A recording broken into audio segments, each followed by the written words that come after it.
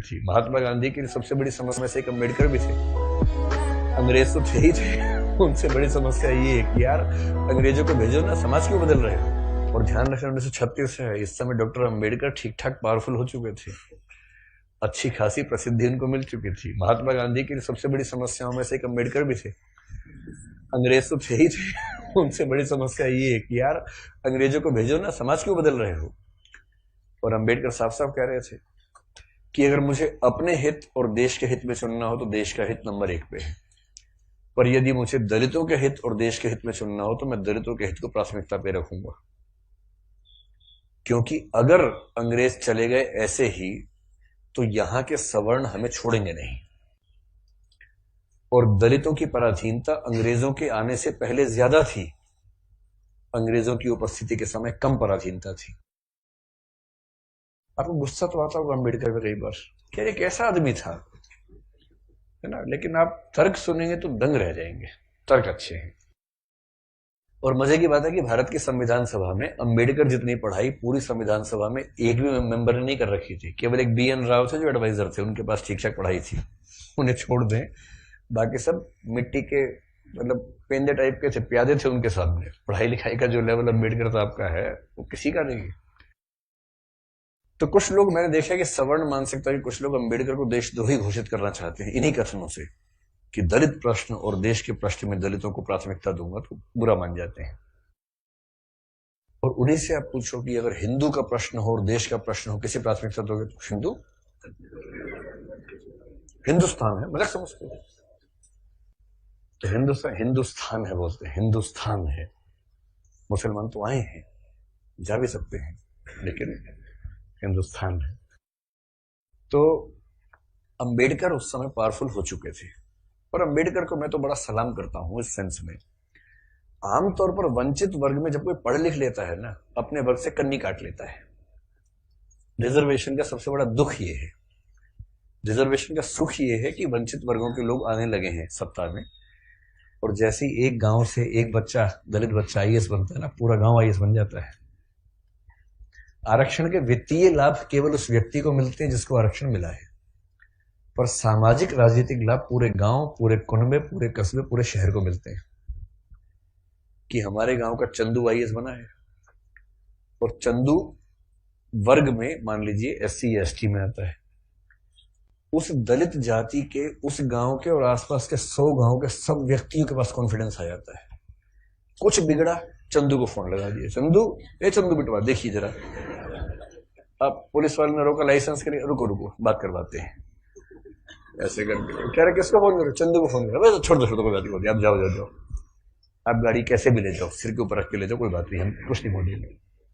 Confidence level बढ़ जाता है। एक रिजर्वेशन का फायदा ये होता है, आर्थिक फायदा नहीं होता, रिजर्वेशन आर्थिक मामला नहीं है, तो सामाजिक राजनीतिक समतलीकरण का मामला है, उसमें उसको देखना है। और अम्बेडकर ने, आजकल क्या होता है कि जो बच्चा IAS बनता है सबसे पहले कोशिश करता है कि उसकी जाति किसी को पता ना लगे कि वो रिजर्वेशन में है। और बहुत सारे लोग SC ST या OBC से रिजर्वेशन का लाभ लेकर अगर IAS बनते हैं तो कोशिश करते हैं कि शादी जैसे सवर्ण समाज में हो, क्योंकि IAS खुद एक जाति है, उस जाति में शादी कहीं भी हो सकती है, वहां जाति प्रथा बीच में नहीं आती है।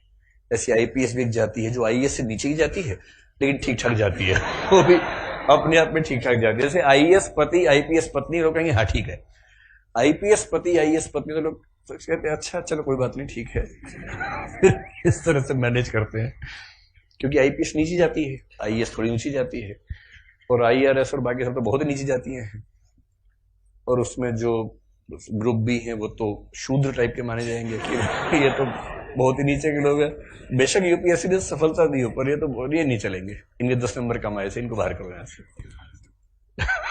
एक प्रकार की जाति व्यवस्था वहां भी है। तो दलित चेतना जो अम्बेडकर की वजह से, अम्बेडकर का सम्मान क्यों करना चाहिए कि वो इतना पढ़ने लिखने के बाद भी चाहते तो वो भी एक शानदार जिंदगी जी सकते थे, उनको मिल ही रही थी भाई। वो PCS ऑफिसर थे बड़ौदा में, मजाक छोड़ना है, नागपुर में शायद, और जब नागपुर में वो सिविल सेवक बनकर आए, फेलोशिप वहीं से मिली थी पढ़ने के लिए, जब वापस लौटे तो उनको PCS अधिकारी बनाया गया। तो उनको कहा कि आप यहां रहना शुरू कीजिए और काम संभाल लीजिए। अब ये अम्बेडकर के सामने सबसे बड़ी समस्या, अगर आप उनकी कभी आत्मकथा पढ़े, मैं कैसे बना, हिंदी अनुवाद उसका ये है, उसमें प्रसंग है कि नागपुर में रहना है उनको क्योंकि वो ऑफिसर हैं, उनको अपने रहने के लिए कमरा चाहिए या घर चाहिए, ढूंढ रहे हैं पूरे शहर में, कमरा ही नहीं मिल रहा। लोग पहले पूछते हैं जाति कौन सी है, वो बताते हैं कि महार जाति का हूं, तो भाई कमरा नहीं है हमारे पास, हम किसी दलित को कमरा देंगे ही नहीं अपना। ये 1920-30 के दौरान नागपुर शहर की बात है। फिर वो कह रहे कि कई कमरे खारिज होते गए। एक और घर में गए, एक कोई दूसरा ऑफिसर था, वो दिखा रहा था, दोस्त के रूप में हेल्प कर रहा था,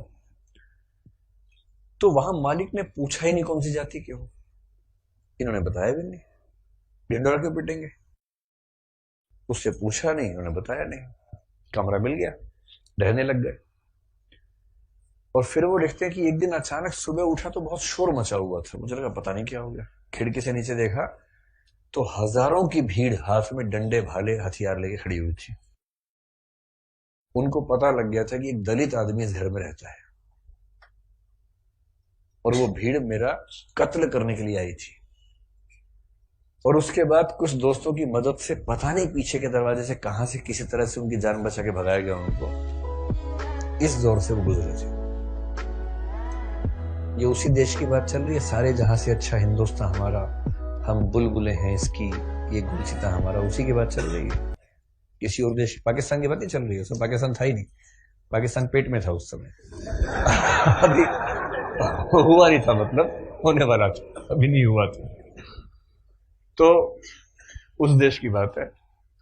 और जब वो स्कूल में पढ़ते थे तो स्कूल में पढ़ते इसलिए थे कि उनके पिता सरकारी नौकरी में थे, तो थोड़ा सा ठीक स्थितियां थी उनकी, इसलिए स्कूल में एडमिशन मिल गया।